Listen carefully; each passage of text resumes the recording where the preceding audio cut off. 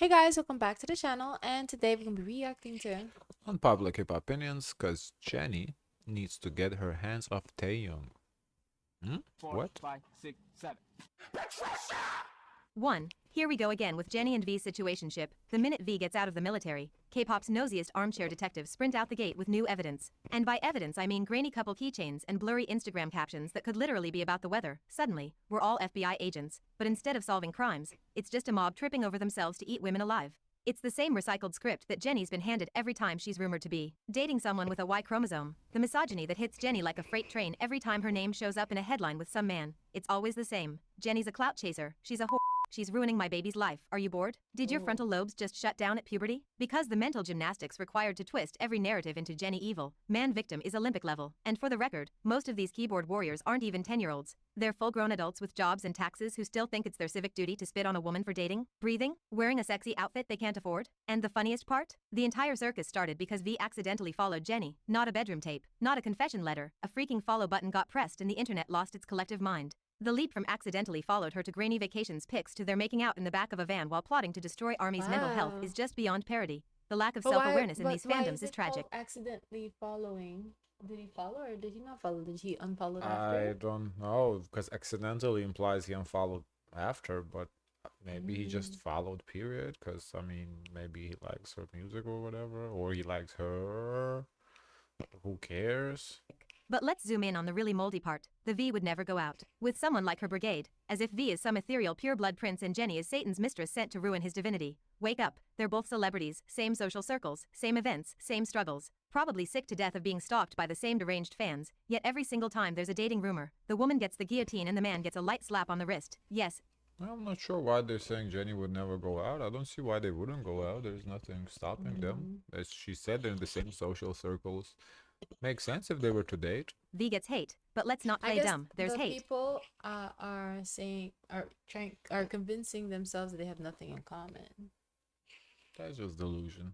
We don't know nothing about her nor him, honestly. Like, their personalities is whatever they want to show us. Like, we don't know what they truly are like. Everything is controlled. And then there's hate. Calling a man a clout chaser or opportunist is child's play compared to the absolute sewage Jennie gets. Shaming, body shaming, accusations that she's selling herself for money, and every flavor of misogynistic bile the internet can vomit out. No, these aren't just mean comments. This is centuries-old deeply rooted woman-hating dressed up as parasocial's concern. And the new low? Dredging up that pathetic podcast where some grown men sat around accusing Jennie of sleeping with men for cash, then using that to justify shaming her for wearing revealing clothes they wish they could pull off. Congrats, you've taken baseless rumors, thrown in some misogyny and made yourself look like the incel poster child of the week. What's even worse is the endless deflection. Anytime you point out that the hate Jennie gets is misogynistic, here come the armies and their cousins with butt. Blink said something about V. Newsflash, Jennie isn't responsible for what random stans do online. Same goes for V. Unless you can prove Jennie's got a group chat telling Blinks to go harass V, you sound stupid. Women in K-pop get dragged through the dirt for dating, existing, breathing wrong or just for the crime of being a woman with an opinion. Jennie is just the latest punching bag. But let's not act like she's the first or the last, until these stans figure out that their fake feminism stops the second their fave is involved. This cycle is never going to end. And one last thing. Since Kai was her Uber driver, now V's about to get rebranded as Jennie's DoorDash guy. 2. A Chinese woman in her 30s got arrested on the spot for trying to break into Jungkook's house. She was caught red-handed pressing the keypad on his front door. I flew to Korea to see Jungkook. She told the cops, "Girl, this is a felony." Gosh. She really believed she was going to show up, tap in a few digits, and what? Jungkook would just open the door like, "Oh wow, my soulmate's here. Girl bye." Lock her up and bury the key where even Google Maps won't find it. And let's talk about the fact that this man literally moved homes before enlisting specifically to dodge this type of behavior. He switched addresses like a freaking witness in protective custody. Yet here we are again. So who leaked his address? There's somebody at Hive or wherever that's leaking his shit? Military, maybe? I would think his stuff is readily available because he gets hacked a lot. True. He couldn't even breathe outside a military base before some desperate housewife pulled a full-on home invasion attempt.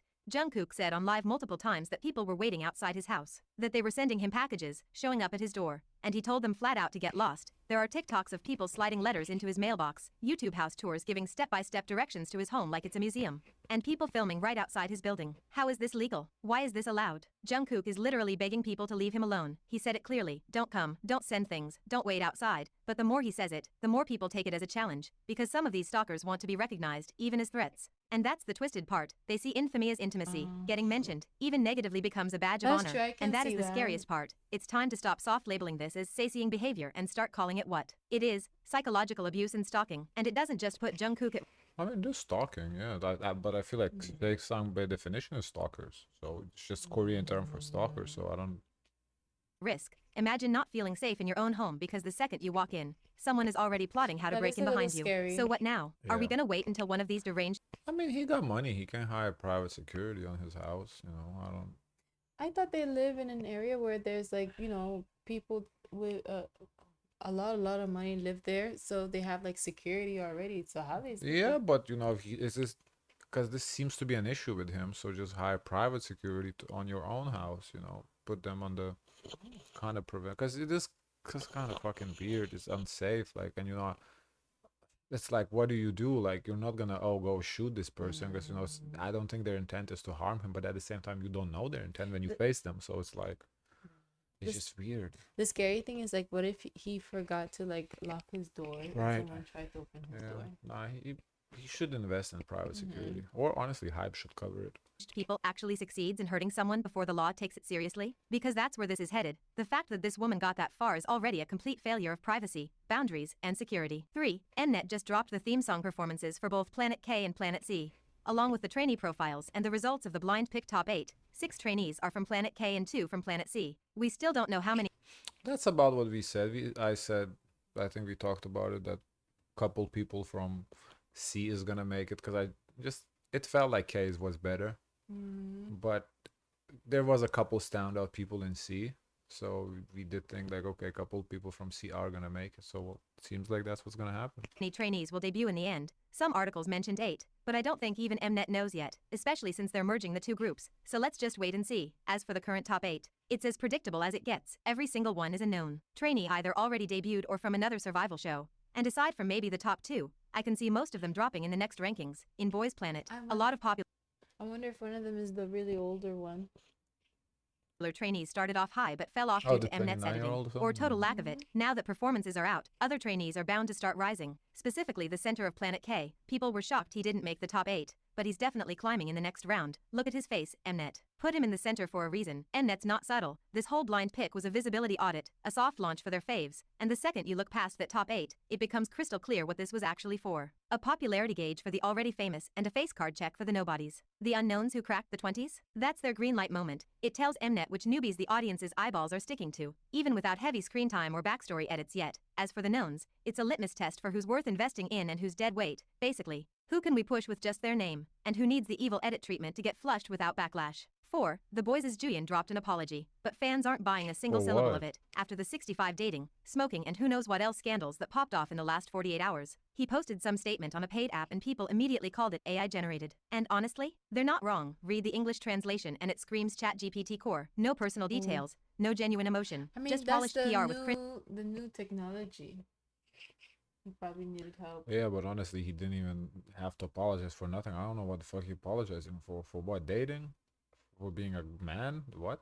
Phrases like I won't take your hearts for granted and act with more thought and appreciation. Like bro, are you writing a thank you letter or doing damage control? And the worst part? Right after the apology dropped, boom, another video of him smoking leaked. But what really set people off was him calling the scandals rumors and still apologizing. Like pick a struggle. You can't deny everything and say sorry in the same breath. But here's the True. truth. He's being vague because he doesn't have a choice. What's he supposed to say? I don't smoke? When there are videos of him doing it? That's not a rumor. That's reality. You can't deny a camera. And the dating rumors? That's a gray area. It depends on how much you trust the clues fans dug up. Necklaces, movie premieres, matching outfits, shared cars. He can't confirm it, because that turns into a whole scandal with fans demanding breakups. But he also can't deny it outright or he'll be labeled a liar the second more proof drops. And let's not pretend fans are reacting normally. Some of them won't be satisfied until he goes on a live stream, tearfully breaks up with his girlfriend in real time, calls her manipulative and vows to quit smoking and drinking in her dishonor. Like, the man can't win either way. The second he confirms anything, he's cooked. The second he denies it, he's cooked. Being vague is the only option. The real issue here is how sketchy it is that all this crap suddenly leaked at once. Multiple members, multiple angles, blurred screenshots, all dropped in one 48-hour smear dump. Someone is clearly targeting them, and instead of Yeah, it does seem like this is a targeted attack because this is very random. Came out of nowhere and so many issues at once too. It's like, what? fans seeing that for what it is, they're too busy foaming at the mouth because their imaginary boyfriend had a lighter in his hand. 5. Modhaus Korea has denied the reports about signing Kim Garam. confirming that while they did meet with her, they didn't go forward with a contract, and thank God for that. This is the last company I'd want her anywhere near. Once upon a time, there was a company called TS Entertainment. It looked semi-legit. They debuted groups like Secret, BAP, and Sonamu, and for a hot minute, it seemed like they were doing okay. But under the surface, it was an idol prison. In 2014, all 6 members of BAP dropped the mother of all lawsuits, citing unfair profit distribution, overwork and zero pay after 3 years of non-stop touring and promotions. Then members Song Ji-yoon and Jun Hyesung from Secret followed up with their own lawsuits over contract breaches, forged documents, and unpaid wages. TS was out here trying to illegally extend contracts and fake paperwork like no one would notice. And it got worse. Members of TRCNG, who were minors at the time, exposed physical abuse and violence by staff. Yes, literal assault. Their parents had to get involved and file police reports. It was a disaster. By 2021, TS Entertainment vanished the way it lived, pathetically.